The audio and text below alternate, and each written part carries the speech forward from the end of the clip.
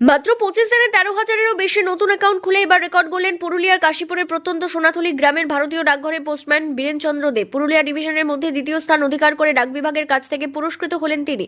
দুর্গম গ্রামে বাড়ি বাড়ি পৌঁছে সাধারণ মানুষকে ডাকঘরের বিভিন্ন সঞ্চয় প্রকল্প ও পরিষেবা সম্পর্কে সচেতন করাই ছিল তার মূল লক্ষ্য। সেই লক্ষ্যে অক্লান্ত পরিশ্রম করে তিনি বিপুল সংখ্যক মানুষকে ডাকঘরের আর্থিক পরিষেবার আওতায় নিয়ে আসেন। তার উদ্যোগে প্রত্যন্ত এলাকার বহু মানুষ প্রথমবারের মতো ব্যাংকিং ও সঞ্চয় ব্যবস্থার সঙ্গে যুক্ত হওয়ার সুযোগ পেয়েছেন। আমার উদ্যোগে ওটা আমাকে বিশেষ আনুমানিক সংখ্যাটা হচ্ছে এই শুধুমাত্র 25 দিন ফেব্রুয়ারি 1-2-2026 থেকে 25-2-2026 মধ্যে 13,000 এর উপরে অ্যাকাউন্ট আমাদের করা হয়েছে। কোন ডিভিশন এটা? এটা হচ্ছে পুরুলিয়া ডিভিশনের মধ্যে আদ্রা সাব ডিভিশন।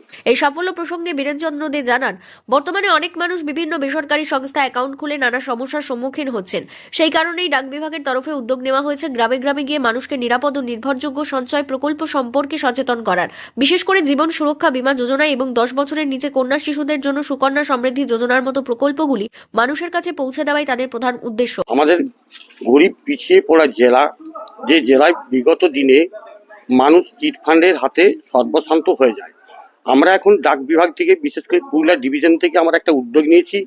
প্রতিটি গ্রামের বাড়িতে যাব সেই মানুষদের এবং তাদের একটা করে জীবন সুরক্ষা বীমা যোজনা আরপিএলআই বা পিএলআই এবং তাদের অ্যাকাউন্ট যাদের হয়, এমনকি বাচ্চা মেয়ে যাদের 10 বছর বয়সের নিচে বয়স, তাদের সুকন্যা সমৃদ্ধি যে যোজনা, একটা ভারত সরকারের ভালো স্কিম, সেইগুলো মানুষের মধ্যে প্রচার করতে চাই এবং আমার আন্ডারে 50টা ব্রাঞ্চ পোস্ট অফিস আমি এই কাজটা করি। সীমিত সময়ের মধ্যে এমন সাফল্য নিঃসন্দেহে বিরল দৃষ্টান্ত।